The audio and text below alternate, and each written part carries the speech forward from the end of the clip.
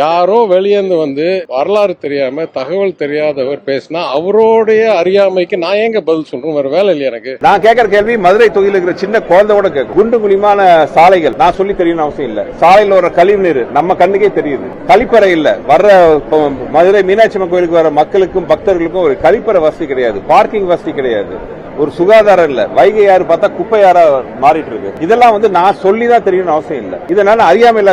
நானா கேட்கணும், சின்ன குழந்தை கூட கேட்கும். இதை கேட்ட அறியாமை ஆகும்னா ஒரே காரணம், வெளியூர்ல வந்தேன். உள்ளூர்ல இருந்து என்ன தப்பாங்க இவ்வளவு வருஷமா? 2 டேர்ம் வந்து எம்எல்ஏ, போன டேர்ம்ல வந்து பைனான்ஸ் மினிஸ்டர், சர்வஸ் அதிகாரம் மிக்க ஒரு மினிஸ்டர் இருந்துட்டு மதுரைக்கு செய்ய வேண்டிய ஒரு அடிப்படையான நலத்திட்டங்கள் உதவியே பண்ணல. நான் கேட்கிற கேள்வி மதுரை தொகுதியில் இருக்கிற சின்ன குழந்தை கூட கேட்கும். மத்திய அரசு கூட சண்டையை போட்டு எந்த நலத்திட்ட உதவியும் வரவிடாம பண்ணிட்டு இப்போ உட்காந்துட்டு வேட்பாளர் சொல்றாரு, எதிர்கட்சி வேட்பாளர் சொல்றாரு, என்னால எந்த நல்ல திட்டத்தையும் கொண்டு வர முடியல, எனக்கு பிரஷர், அப்படி பொலிட்டிக்கல் பிரஷர்.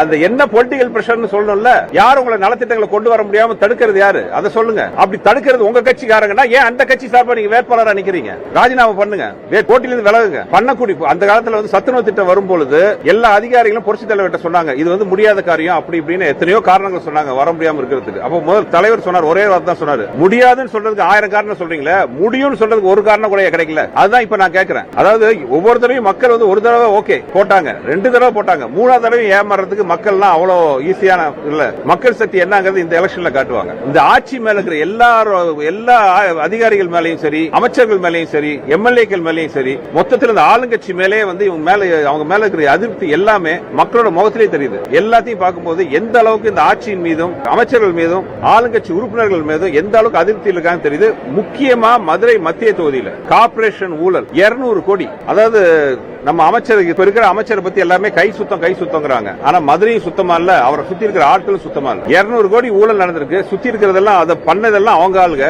அதை பத்தி எந்தவித ஒரு வெள்ளை அறிக்கையோ அதை பத்தி எத்தனையோ அவர் அமைச்சர் பேசுறாரு. ஆனா வந்து பேப்பர்ல வந்து புள்ளி விவரத்தை வச்சு காட்டுறாரு. மக்களுக்கு தேவை புள்ளி விவரம் கிடையாது. மக்களுக்கு தேவை அவங்களுக்கு கண்ணு முன்னாடி இருக்கிற நலத்திட்ட விஷயங்கள் தான் அவங்களுக்கு தேவை. எல்லாத்துக்கும் புள்ளி பேப்பரை வச்சுட்டு ஏட்டு சொரக்கா கூட்டுக்கு உதவாதுன்னு சொல்லுவாங்க. அதுதான் இங்க நடந்தது. மடியில் கனம் இல்லை, வழியில் பயம் இல்லை. அங்க வந்து எந்த கேள்விக்கும் பதில் இல்லை. அது அவரே வந்து தோல்வி ஒத்துக்கிட்டாரு. என்னால பண்ண முடியல. எப்போ ஒரு வேட்பாளர் ஒரு அமைச்சரா இருக்கிறவர் என்னால பண்ண முடியலன்னு சொல்றாரோ அப்பவே அவர் தோல்வி ஒத்துக்கிட்டதா அர்த்தம். இதை வந்து மக்கள் பார்த்துட்டு இருக்காங்க. மக்கள் தான் எல்லாத்துக்கும் எஜமானர், பெரிய சக்தி.